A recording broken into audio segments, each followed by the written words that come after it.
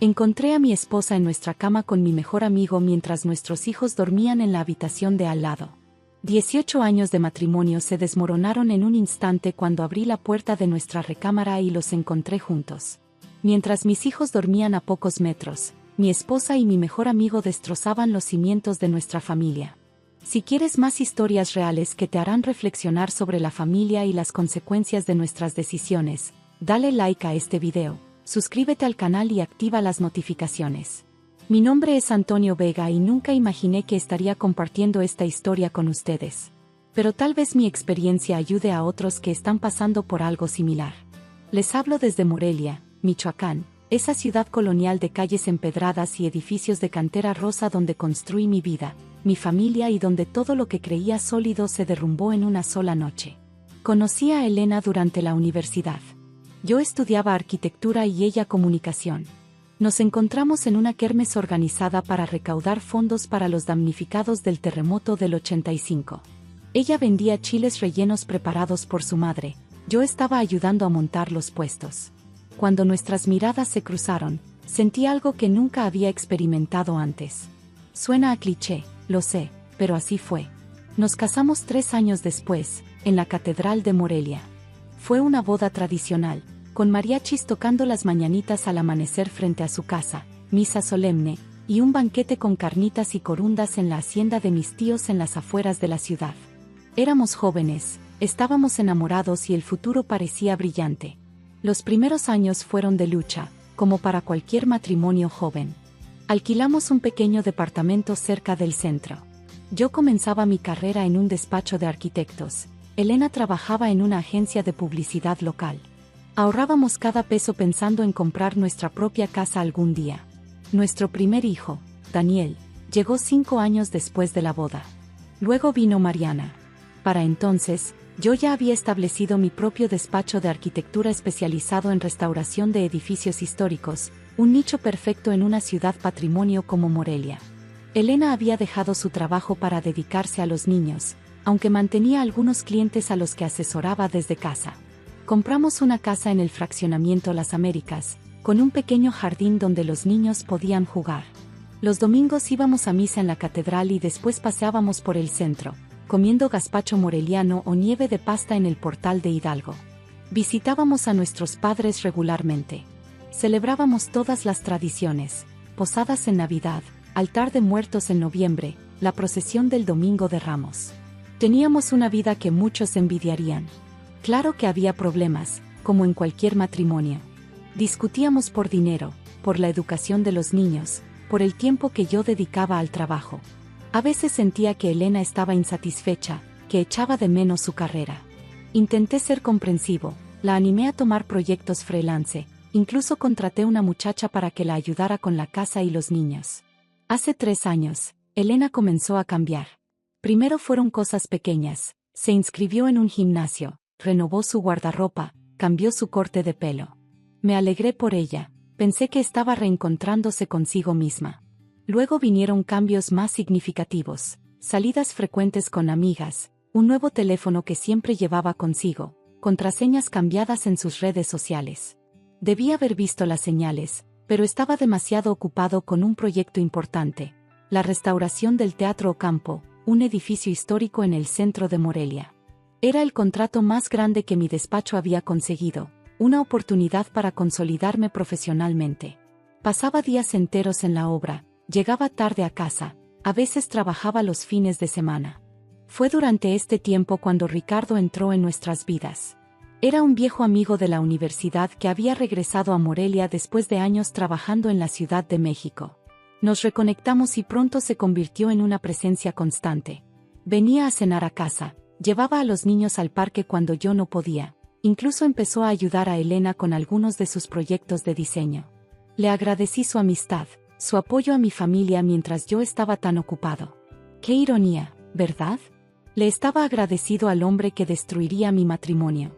Todo explotó una noche de febrero. El Teatro Ocampo estaba en sus últimas etapas de restauración y habíamos tenido una inspección final con representantes de Lina. Terminamos tarde, pero decidí volver a casa en vez de quedarme en la oficina como solía hacer. No avisé a Elena, pensé en sorprenderla. Entré silenciosamente a la casa poco después de la medianoche. Las luces estaban apagadas, salvo el pequeño farol del pasillo que siempre dejábamos encendido. Asumí que todos dormían. Fui a revisar a los niños, como siempre hacía cuando llegaba tarde. Daniel, de 12 años, dormía profundamente abrazado a su almohada. Mariana, de 9, estaba acurrucada con su muñeca favorita. Les di un beso en la frente y me dirigí a nuestra habitación. Lo que vi al abrir la puerta está grabado a fuego en mi memoria. Elena y Ricardo, en nuestra cama matrimonial, la cama donde habíamos concebido a nuestros hijos. Tan absortos estaban que ni siquiera notaron mi presencia hasta que encendí la luz. El caos que siguió fue como una escena de una mala película. Gritos, acusaciones, Ricardo vistiéndose apresuradamente, Elena llorando, diciendo cosas incoherentes.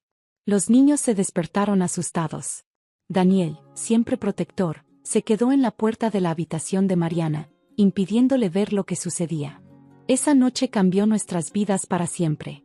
Ricardo se fue, no sin antes intentar justificarse. Ella estaba sola, Antonio, tú nunca estabas ahí. Como si eso excusara traicionar a un amigo, destruir una familia. Elena alternaba entre pedir perdón y culparme por haberla descuidado. Te has convertido en un extraño, Antonio.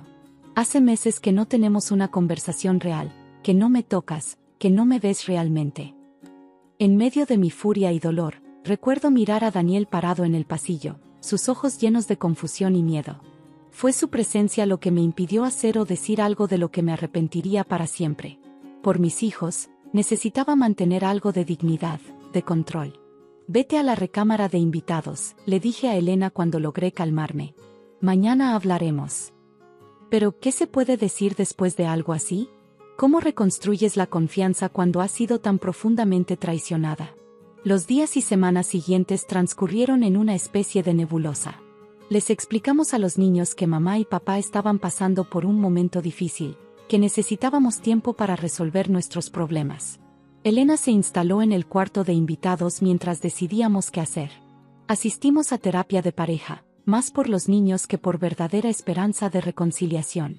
Descubrí que la aventura con Ricardo llevaba meses, que no era la primera infidelidad de Elena, solo la primera vez que la descubría. Me enteré de detalles que hubiera preferido no conocer: encuentros en hoteles, mensajes apasionados, promesas de un futuro juntos. Lo más doloroso no fueron los detalles físicos de la traición, sino la revelación de que mientras yo construía una vida para nosotros, Elena vivía una existencia paralela, llena de mentiras y engaños. Intenté perdonar. De verdad lo intenté. Por los niños. Por los años compartidos, por los votos que hicimos ante Dios en la catedral. Durante meses agonicé entre el deseo de mantener nuestra familia unida y la incapacidad de mirar a Elena sin ver esa imagen mental de ella con Ricardo. Mientras tanto, la noticia se había extendido en nuestro círculo social. Morelia, a pesar de ser una ciudad considerable, puede sentirse como un pueblo cuando se trata de chismes. Sentía las miradas de lástima, los susurros cuando entraba a algún restaurante. Algunos amigos tomaron partido por Elena, sugiriendo que mi dedicación al trabajo explicaba, si no justificaba, su comportamiento. Otros se alejaron, como si la infidelidad fuera contagiosa. Ricardo desapareció de nuestras vidas. Supe que regresó a la Ciudad de México poco después. Elena me aseguró que había cortado todo contacto con él, que había sido un error terrible, que me amaba a mí, a nuestra familia. 6 meses después del incidente, tomé una decisión. No podíamos seguir así, en un limbo de desconfianza y resentimiento que envenenaba no solo nuestra relación, sino también el ambiente en que crecían nuestros hijos. Una tarde, después de que los niños regresaran de la escuela, nos sentamos los 4 en la sala. Les expliqué, con la mayor delicadeza posible, que mamá y yo habíamos decidido separarnos. Que seguiríamos siendo sus padres, que los amábamos más que a nada en el mundo, pero que ya no podíamos vivir juntos como marido y mujer. Daniel, siempre intuitivo, me miró con una mezcla de tristeza y comprensión que me partió el corazón. Creo que a sus 13 años, entendía más de lo que debería. Mariana lloró, preguntó si era su culpa, nos hizo prometer que seguiríamos siendo una familia de alguna manera. Elena se mudó a un departamento cerca del Bosque Cuauhtémoc. Acordamos custodia compartida. Los niños pasarían la mitad de la semana con cada uno. Vendimos la casa, demasiados recuerdos, buenos y malos, y compré una más pequeña cerca de su escuela. El divorcio fue civilizado, considerando las circunstancias. No quería guerra, solo paz para poder reconstruir mi vida y ser el padre que mis hijos necesitaban. Elena pareció sinceramente arrepentida durante todo el proceso, y creo que también ella buscaba redención a su manera. Los primeros meses como padre soltero fueron un desafío. Aprendí a cocinar más allá de los huevos revueltos, a trenzar el pelo de Mariana, a estar presente en las juntas escolares y los partidos de fútbol de Daniel. Reductor mis horas de trabajo, delegué responsabilidades en el despacho. Mis hijos se convirtieron en mi prioridad absoluta. Elena siguió un camino similar. Retomó su carrera en diseño gráfico, abrió un pequeño estudio. Según los niños, estaba más presente, más atenta que antes. Quizás la crisis nos había enseñado a ambos lecciones importantes sobre lo que realmente importa. 2 años han pasado desde entonces. No diré que ha sido fácil. Hay días en que la rabia y el dolor regresan como si fuera ayer. Fechas especiales, aniversarios, cumpleaños que traen melancolía por lo que perdimos. Preguntas de los niños que no sé cómo responder. He tenido algunas citas, pero nada serio. La capacidad de confiar, de abrirme emocionalmente, parece haberse dañado. Elena, por lo que sé a través de los niños, tampoco ha rehecho su vida sentimental. Mantenemos una relación cordial por el bien de Daniel y Mariana. Asistimos juntos a sus eventos escolares, celebramos sus cumpleaños unidos, incluso hemos tenido alguna comida familiar en Navidad o Año Nuevo. Superficialmente, podríamos parecer una familia normal que simplemente vive en casas separadas. Pero las heridas están ahí, bajo la superficie. Los niños se han adaptado sorprendentemente bien, aunque sé que les ha afectado. Daniel se ha vuelto más serio, más protector con su hermana. Mariana a veces tiene pesadillas, periodos de inseguridad. Ambos asisten a terapia regularmente, algo sobre lo que Elena y yo estuvimos inmediatamente de acuerdo. ¿Qué lecciones puedo compartir después de esta experiencia? Primero, que la confianza es como un jarrón de cerámica fina, una vez roto, puede repararse, pero las grietas siempre serán visibles. Segundo, que los problemas matrimoniales deben enfrentarse antes de que se vuelvan abismos insalvables. Mi dedicación excesiva al trabajo, la insatisfacción de Elena, eran señales que ignoramos hasta que fue demasiado tarde. Tercero, y quizás lo más importante, que los hijos siempre deben ser prioridad, incluso en medio del peor dolor personal. La forma en que manejamos nuestra separación, nuestra disposición a cooperar a pesar del rencor, ha sido crucial para la estabilidad emocional de Daniel y Mariana. No sé qué habría pasado si hubiera llegado a casa una hora más tarde esa noche, o si nunca hubiera descubierto la infidelidad. ¿Seguiríamos juntos, viviendo una mentira? ¿Sería mejor la ignorancia que esta dolorosa verdad? Son preguntas sin respuesta. Lo que sé es que hoy, 3 años después, estoy reconstruyendo mi vida pieza por pieza. Mi despacho de arquitectura sigue creciendo. He ganado un premio nacional por la restauración del Teatro Ocampo, ironía del destino. Mis hijos están sanos, se están adaptando, incluso prosperando a pesar de las circunstancias. Y, lo más sorprendente para mí mismo, he comenzado a perdonar.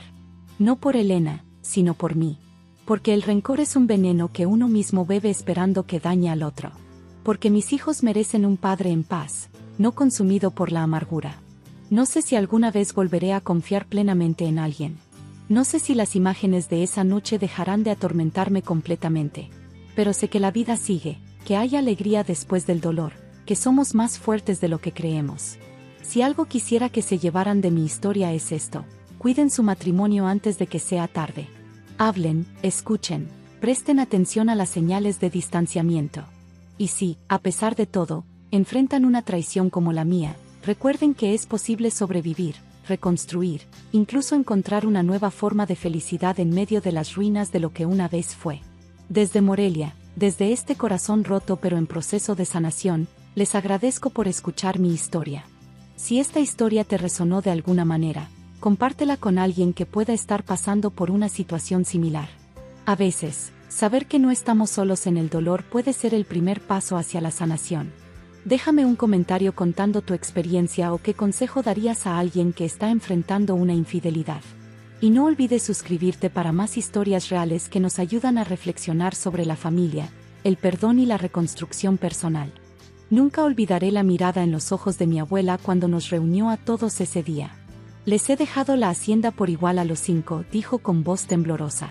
Confío en que honrarán mi legado y mantendrán unida a la familia. 2 meses después de su muerte, mi propio hermano había vendido en secreto la propiedad y desaparecido con el dinero. Historias como esta podrían pasarte a ti. Suscríbete y escucha lo que aprendí. Mi nombre es Valeria y vengo de una familia de tradición en Jalisco. Por generaciones, los Mendoza habían cultivado agave azul y producido tequila en nuestra hacienda familiar, La Esperanza. No éramos la destilería más grande ni la más famosa, pero nuestro tequila era apreciado por su calidad artesanal y la hacienda había pasado de generación en generación como el tesoro más preciado de nuestra familia. Mi abuela Elena era una mujer extraordinaria. Quedó viuda joven y logró mantener el negocio familiar a flote en una época en que las mujeres raramente ocupaban posiciones de liderazgo. Crió a sus 3 hijos con mano firme pero amorosa y mantuvo vivas las tradiciones de nuestra familia. Cuando falleció a los 88 años, dejó un legado no solo de bienes materiales, sino de unión familiar y trabajo duro. Éramos 5 nietos, mi hermano mayor Javier, yo, mis primos Diego y Sofía, hijos de mi tío Roberto, y mi prima Lucía, hija de mi tía Carmela. Crecimos juntos en la hacienda, corriendo entre los campos de agave, aprendiendo los secretos de la destilación, escuchando las historias de la abuela sobre nuestros antepasados. Pese a nuestras diferencias, éramos unidos. O eso creía yo. La lectura del testamento de la abuela no fue una sorpresa. Siempre había sido transparente sobre sus intenciones. La hacienda y la destilería se dividirían en partes iguales entre los 5 nietos. La tierra Mendoza pertenece a todos los Mendoza, solía decir.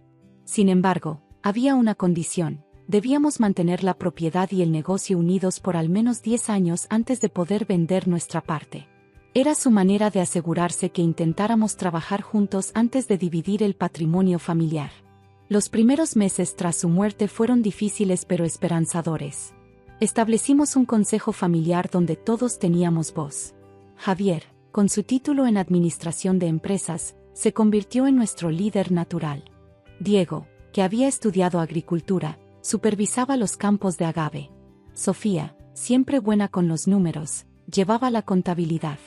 Lucía, con su carisma, se encargaba de las relaciones públicas y el marketing. Yo, que había aprendido de la abuela los secretos de la destilación, me ocupaba de la producción. Parecía que el sueño de la abuela se estaba cumpliendo, los 5 primos, unidos, llevando adelante el legado familiar. La primera señal de problemas apareció cuando Javier comenzó a ausentarse de las reuniones del consejo. Estoy negociando con distribuidores en la ciudad, explicaba vagamente. Luego empezó a tomar decisiones sin consultarnos, firmando contratos y haciendo cambios en la operación. Cuando lo cuestionábamos, se ponía a la defensiva. Sé lo que estoy haciendo, insistía. Confíen en mí. Y le creímos, porque era Javier, el responsable, el que siempre había sido el orgullo de la abuela. Una mañana, Diego llegó a la hacienda pálido y tembloroso. Había recibido una llamada de un hombre que decía ser el nuevo propietario de La Esperanza. Dice que compró la propiedad completa hace 3 semanas, nos contó Diego. Que tiene todos los papeles en regla y que tenemos un mes para desalojar. Al principio pensamos que era una broma de mal gusto o un intento de estafa. Pero cuando contactamos a nuestro abogado familiar, confirmó lo impensable. Javier había falsificado documentos que le otorgaban poder sobre las partes de todos nosotros y había vendido la hacienda completa a un desarrollador inmobiliario que planeaba convertirla en un resort de lujo. La cantidad era considerable, 15 millones de pesos. Todo ese dinero había sido transferido a una cuenta en el extranjero y Javier había desaparecido. Los días siguientes fueron un torbellino de consultas legales, denuncias policiales y llamadas desesperadas al teléfono de mi hermano, que permanecía apagado. Mi madre estaba destrozada, incapaz de comprender cómo su hijo había podido traicionar así a su propia familia. Mi padre, generalmente un hombre de pocas palabras, lloraba en silencio mirando los campos de agave que pronto dejarían de pertenecernos. La familia se dividió. Mi tío Roberto culpaba a mi madre por no haber criado bien a Javier. Mi tía Carmela sugería que debíamos aceptar lo inevitable y negociar con el nuevo propietario para al menos conservar nuestros empleos en la destilería. Las discusiones se volvieron amargas, sacando a la superficie viejos resentimientos y rivalidades. Lo peor era ver cómo el sueño de la abuela Elena se hacía pedazos. No solo habíamos perdido la hacienda y la destilería, sino que la traición de Javier había envenenado los lazos familiares que ella tanto se había esforzado en fortalecer. Los meses siguientes fueron un infierno legal. Contratamos abogados para impugnar la venta, argumentando que Javier había actuado fraudulentamente. El problema era que había falsificado nuestras firmas con asombrosa precisión y utilizado contactos dentro del registro de la propiedad para legalizar la transacción. El caso podría tomar años en resolverse, y mientras tanto, el nuevo propietario tenía la ley de su lado. Tuvimos que mudarnos de la hacienda donde habíamos crecido, donde estaban enterrados nuestros abuelos, donde cada rincón guardaba un recuerdo familiar. Ver a los trabajadores del desarrollador comenzar a modificar la casa principal, arrancar plantas de agaves centenarias para construir una piscina, convertir la destilería en un bar temático, era como ver profanar algo sagrado. Nos dispersamos. Diego y Sofía se mudaron a Guadalajara para buscar trabajo. Lucía se fue a vivir con unos tíos en Monterrey. Mis padres, demasiado avergonzados por lo que había hecho su hijo, se retiraron a un pequeño pueblo en Michoacán donde nadie los conocía. Yo me quedé en Tequila, rentando un apartamento modesto y aceptando trabajo como consultora en otras destilerías, incapaz de alejarme completamente de lo que había sido mi pasión. La pregunta que me atormentaba no era solo por qué Javier nos había traicionado, sino cómo habíamos sido tan ciegos. ¿Había mostrado señales que ignoramos? ¿Cuánto tiempo había estado planeando su traición? Un año después de la venta de La Esperanza, recibí una postal de Cancún. Sin mensaje, solo una firma, J. Era la primera señal de vida de mi hermano. No respondí, pero conservé la postal, insegura de qué sentir. Comencé a recibir más postales de diferentes lugares: Puerto Vallarta, Los Cabos, Playa del Carmen. Parecía que Javier estaba disfrutando su nueva riqueza en los destinos turísticos más lujosos de México. Cada postal era un nuevo puñal en mi corazón, una burla a nuestro sufrimiento. 2 años después de su desaparición, mi teléfono sonó a medianoche. Era un número desconocido. Valeria. La voz de Javier sonaba diferente, más débil de lo que recordaba. Casi cuelgo, pero algo me detuvo. ¿Qué quieres?, pregunté fríamente. Necesito verte, dijo. Estoy en el Hospital General. Tengo leucemia, Val. Me están dando 3 meses. Mi primer instinto fue pensar que era otra mentira, otra manipulación. Pero algo en su voz me hizo dudar. ¿Por qué me llamas a mí? ¿Por qué no a tus amigos ricos o a quien sea que te ayudó a robarnos? Hubo un largo silencio. Porque eres mi hermana, dijo finalmente. Y porque necesito pedirte perdón antes de irme. Colgué sin responder. Pasé la noche en vela, debatiéndome entre el odio acumulado durante años y una compasión que no quería sentir. Por la mañana, llamé al hospital y confirmé que efectivamente Javier Mendoza era paciente allí. Antes de poder pensarlo demasiado, tomé un camión hacia la ciudad. Lo encontré en una habitación compartida, conectado a máquinas, irreconocible. El Javier que recordaba era fuerte, atlético, con una sonrisa que iluminaba su rostro. Este hombre parecía 20 años mayor, demacrado, con la piel amarillenta y el cabello ralo. Sus ojos se iluminaron al verme, pero rápidamente bajó la mirada, avergonzado. No esperaba que vinieras, murmuró. Me senté junto a su cama, manteniendo distancia emocional. ¿Es verdad? ¿Tienes leucemia? Asintió. Etapa terminal. Los médicos dicen que la quimioterapia podría darme algunos meses más, pero... ¿Dónde está el dinero, Javier? ¿Valió la pena? Sonrió amargamente. Se fue casi todo. Invertí en un negocio en Cancún que resultó ser una estafa. El resto, bueno, digamos que viví como rey por un tiempo. Autos, relojes, fiestas, mujeres. Pensé que sería feliz. ¿Y lo fuiste? No, admitió. Cada noche soñaba con la hacienda, con la abuela, con ustedes. El dinero no pudo comprar la paz que necesitaba. Quería odiarlo. Quería gritarle, hacerle sentir una fracción del dolor que nos había causado.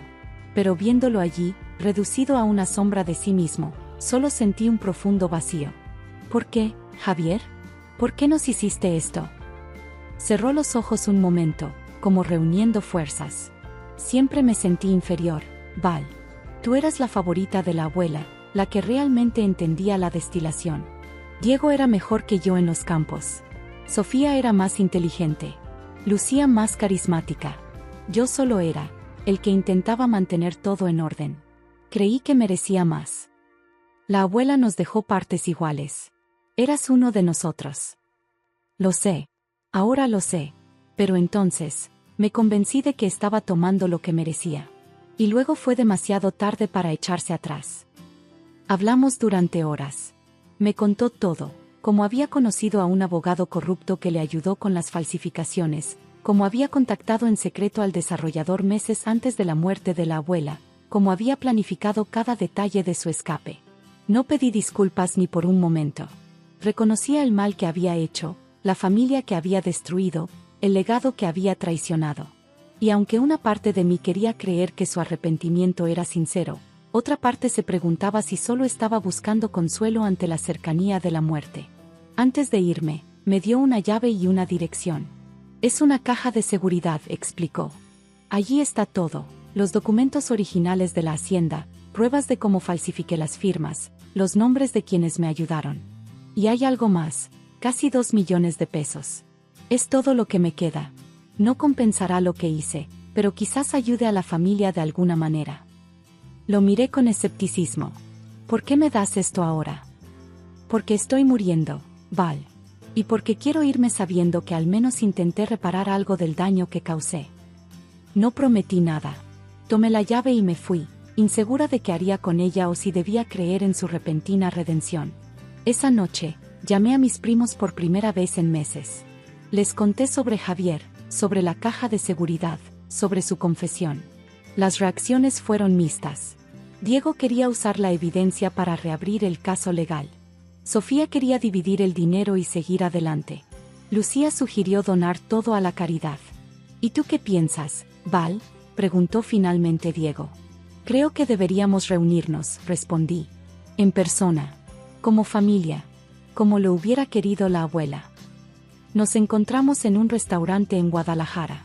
Era la primera vez que los 4 estábamos juntos desde la venta de la hacienda. Al principio hubo tensión, conversaciones superficiales, evitando el tema que nos había reunido. Pero eventualmente, Diego rompió el hielo. He estado pensando, dijo. Con los documentos originales y la confesión de Javier, podríamos tener una oportunidad de recuperar la esperanza. El desarrollador ya ha invertido millones en convertirla en un resort, señaló Sofía. Incluso si ganamos legalmente, nunca será lo mismo. Además, añadió Lucía, realmente queremos pasar los próximos 5 años en tribunales. Escuché sus argumentos, sus frustraciones, sus esperanzas rotas. Y entonces compartí mi idea. La abuela siempre dijo que la tierra Mendoza pertenece a los Mendoza. Pero lo que hacía especial a la Esperanza no eran solo los campos o la destilería. Era el conocimiento transmitido a través de generaciones. Las técnicas, las recetas, la pasión. Les mostré fotografías de un terreno a las afueras de Tequila. Con los 2 millones podríamos comprar esta propiedad. Es más pequeña, pero el suelo es bueno para el agave. Podríamos empezar de nuevo. No como Hacienda La Esperanza, sino como algo nuevo. Algo nuestro. ¿Estás sugiriendo que perdonemos a Javier?, preguntó Diego, incrédulo. No, respondí firmemente. No estoy sugiriendo que olvidemos o perdonemos lo que hizo. Estoy sugiriendo que no dejemos que su traición defina nuestro futuro. Que honremos el verdadero legado de la abuela, la unión familiar, el trabajo duro, la tradición. La conversación se extendió hasta la madrugada. Hubo lágrimas, risas amargas, recuerdos compartidos. No llegamos a una decisión esa noche, pero por primera vez en años, sentí que estábamos conversando como familia nuevamente. Visité a Javier una vez más antes de su muerte. Estaba aún más débil, apenas consciente. Le conté sobre la reunión con nuestros primos, sobre la posibilidad de un nuevo comienzo. No sé si me entendió completamente, pero apretó mi mano y murmuró, gracias. Murió una semana después. El funeral fue pequeño. Mis padres vinieron, pero se mantuvieron distantes, el dolor y la vergüenza aún demasiado frescos. Mis primos asistieron, más por respeto a la familia que por Javier mismo. Mientras veía descender el ataúd, pensé en lo que habíamos perdido, no solo una hacienda y un negocio familiar, sino la inocencia de creer que los lazos de sangre son inquebrantables. 6 meses después, firmamos los papeles para la compra del nuevo terreno. Lo llamamos Renacimiento, un nombre que reflejaba nuestra esperanza de construir algo nuevo desde las cenizas de la traición. Era un comienzo modesto, apenas 5 hectáreas, una pequeña destilería, mucho trabajo por delante. Pero era nuestro, y esta vez, los documentos tenían las firmas auténticas de los 4 primos. El día que plantamos los primeros agaves, realicé un pequeño ritual privado. Llevé un puñado de tierra que había guardado de la esperanza y lo mezclé con el nuevo suelo. Era mi manera de conectar nuestro pasado con nuestro futuro, de honrar a la abuela Elena y las generaciones de Mendoza que habían cultivado esa tierra antes que nosotros. Han pasado 5 años desde entonces. Renacimiento ha crecido lentamente pero con firmeza. Nuestro primer tequila salió al mercado el año pasado, un blanco joven pero sorprendentemente complejo que ha recibido buenas críticas. No somos la destilería más grande ni la más famosa, pero estamos construyendo algo auténtico, algo con integridad. La traición de Javier dejó cicatrices que nunca desaparecerán completamente. Hay días en que aún me despierto con rabia, pensando en la esperanza y en lo que podría haber sido. Mis padres nunca se recuperaron totalmente. Vienen a visitarnos, pero veo el dolor en sus ojos cuando miran los campos de agave que no son los que conocieron toda su vida. La relación entre los primos también ha cambiado. Somos más cautelosos, más formales en nuestros acuerdos, insistiendo en transparencia absoluta en cada decisión. La confianza, una vez rota, es difícil de reconstruir completamente. Pero hay esperanza. El mes pasado, cuando celebramos nuestra primera cosecha importante, reuní a toda la familia para una cena en la nueva casa que hemos construido en la propiedad. Por un momento, mientras brindábamos con nuestro propio tequila, vi un destello de lo que solíamos ser: primos riendo juntos, tíos contando viejas historias, la sensación de pertenencia que creí perdida para siempre. En ese momento, pensé en Javier y en la devastación que causó. Pensé en la abuela Elena y en su sueño de una familia unida. Y me di cuenta de una verdad importante: la avaricia puede destruir lo que generaciones han construido, pero no puede borrar el espíritu que lo creó en primer lugar. Ese espíritu vive en nosotros, en nuestras manos trabajando la tierra, en nuestro conocimiento del agave, en nuestra determinación de seguir adelante a pesar de la traición. No sé si alguna vez perdonaré completamente a mi hermano. Lo que sí sé es que no permitiré que su traición sea el final de nuestra historia familiar. Los Mendoza han enfrentado sequías, revoluciones, crisis económicas a lo largo de generaciones. La traición de uno de los nuestros es solo un capítulo más en una historia que continúa, más fuerte por las pruebas que hemos superado, más sabia por las lecciones que hemos aprendido. ¿Y tú, has enfrentado alguna vez la traición de alguien cercano? ¿Cómo lograste reconstruir tu vida después? ¿Crees que el perdón es posible cuando el daño parece irreparable? Te leo en los comentarios.